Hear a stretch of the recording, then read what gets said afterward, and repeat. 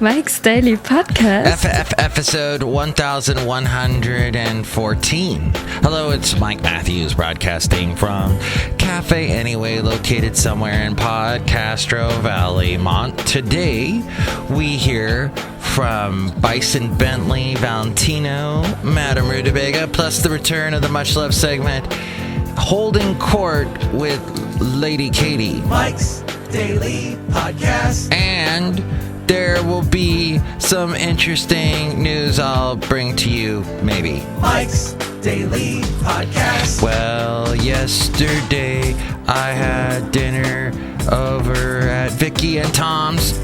They made some delicious chicken and rice, and it was the bomb. And I got to bring my good dog named Basil, and he played with their dogs, and they got along. And they were doing a good time with barking and having... Mike's Daily Podcast. They're all like pit bull related. So, any noise, it was bark, bark, bark. Mike's But so much fun. Daily With their two dogs. Podcast. And Basil. Yeah! Well, I can only tell you that I did not want to leave. Oh, and they're the parents, by the way, of Robert Owen Welsh, who does the segment Welsh on the World, which we never do anymore. So, just to let you know, if you go way back in time, though, go way back to older podcasts, gosh, you might have to go into the 100 range. There was a Robert Owen Welsh on the World was what it was, and he would make little observations on the world. Speaking of observations on the world, wow. Well, we've learned, as I mentioned yesterday, that the killer in Orlando was actually probably gay. He went out he went there to the Pulse, as it's called, Pulse, that club, to meet men, and he did apparently meet quite a few men. It'll be interesting to see if they can track down some of the people that he actually dated, but he just basically, on the spot, as he was holding hostages, just said he pledged allegiance to ISIS. And the thing is that you can't call any of these terrorists lone wolves, because they're constantly pledging allegiance to some other terrorist faction. So they're terrorists, but at the same time, the horrible thing he did to members of the gay community, that has been overshadowed by all the talk about the terrorism aspect of this and the connections to ISIS. It's almost as if he muddied it up and created this. Just took it all away from what it really is an affront to the gay community in the month. Pride Month. This is Pride Month. And then also, we're just a few weeks away from the anniversary of when the Supreme Court ruled that gay marriage was legal. So it's weird that all that got overshadowed in the media, I guess is what I'm trying to say. Oh, look who just walked in. Hello, my congratulations, Madam Rootabega. I wanted to go to the dinner. To the dinner I was at? Yes, it sounds like it was fun. We sat there and drank a hard lemonade, which they call a shandy. I didn't know. It's a lemonade beer. You like Mike's hard lemonade. It's not Mark. Screw Mark. Oh, I found out over the weekend that there's something called like Mark's Daily Apple or whatever, and that people apparently, when they try and look me up, they get that instead, and he's some CrossFit guy. It's all about muscles and working out your abs and your core. So I'm getting Patrick Warburton. That's who I keep trying to remember his name. Patrick Warburton. He's the guy from Seinfeld. He's the Elaine's boyfriend. That's also a mechanic. Talks like that. Patrick Warburton. He gets so much work. He's like one of the most well-paid voice actors. He does everything. He was the Tick in the live-action Tick. Okay, was that a tangent or what? Look who else just walked in. Hello there, Mike. It's Valentino, the Patrick Warburton. And this Bison Bentley. Do you know that? Mike, we would have enjoyed that dinner you went through as well. Yeah, we need a good dinner. All we ever eat is beans. Do you know that? Yikes. Well, thanks guys for stopping by.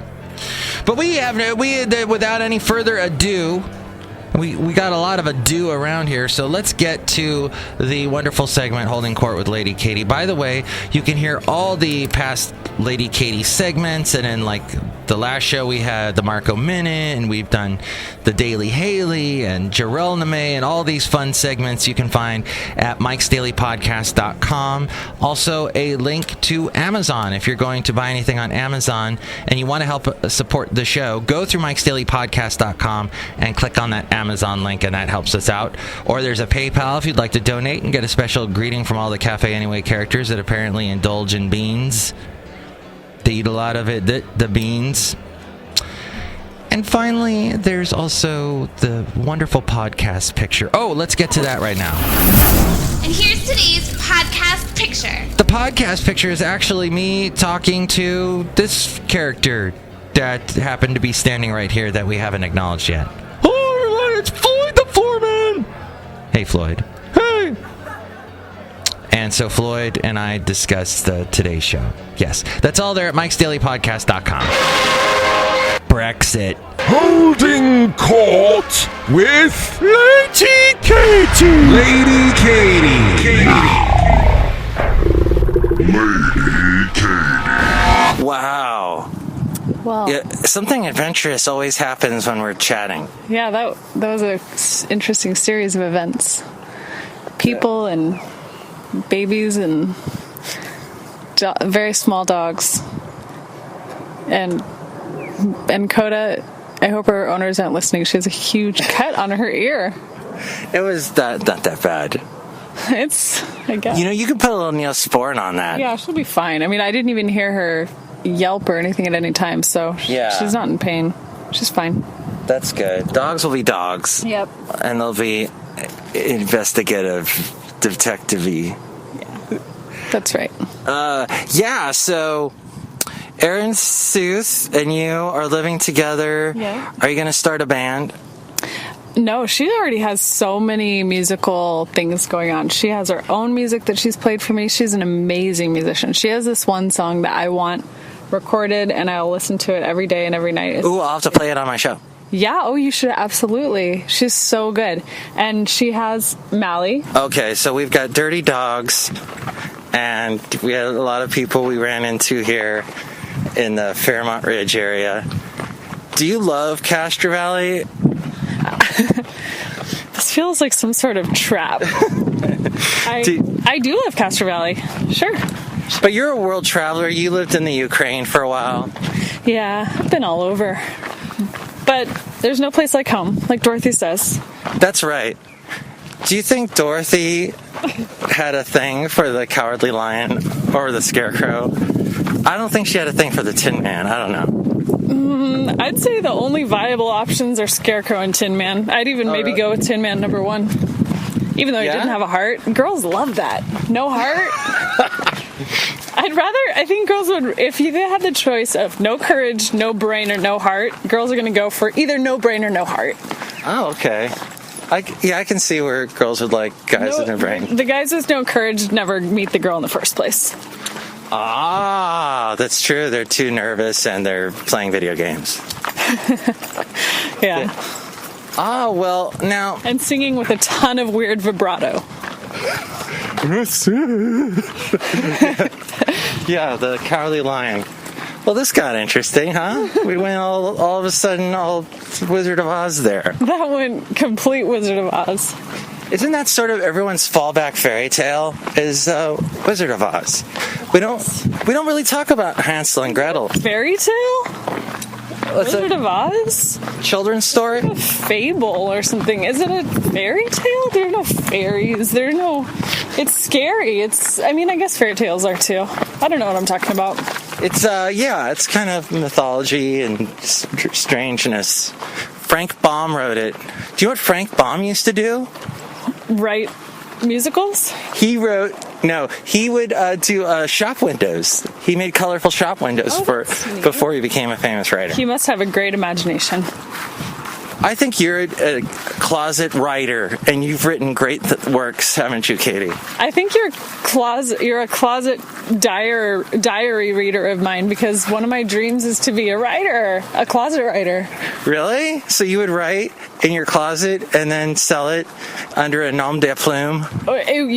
Closet writer. Like, I would be totally known and famous, and everyone would know my name, but I would write in the closet. That's what I mean when I say closet writer. I'm reading a series right now by Elena Ferrante, who is an Italian writer.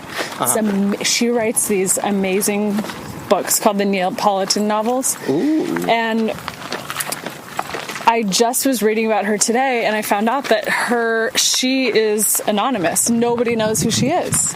No. Yeah, it's one of those cool mysteries. It's a made-up name. Yeah, it's a nom de plume, like you said.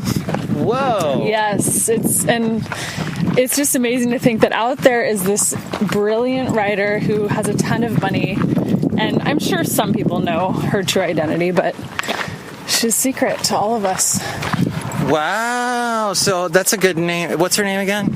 Elena Ferrante. I always say Elena Ferrante, and then I saw online today that it's Elena Ferrante. Wow, and does she... what's she write about? If you describe the book, if you describe the series, it sounds kind of trite. It's about two female friends who grow up together in a poor neighborhood in Italy, and it's about just their coming of age. And it's so well written. Huh. It's a life-changing kind of book. I'm really enjoying. Well, I'm on the second book there are 4 in the series, so I'm in the second one now. I'm loving it. I still want to read this. Let me borrow it. Okay, sure. All right. And what's your mom gonna make? I don't know. It's a surprise, but we're gonna watch the Warriors game. Oh, go Warriors! Go Warriors! Yep. Who's your favorite Warrior? Stefan. The Curry guy. You don't watch the Warriors, do you? I did catch a little bit of that game Memorial Day weekend with Oklahoma City. That was a great game.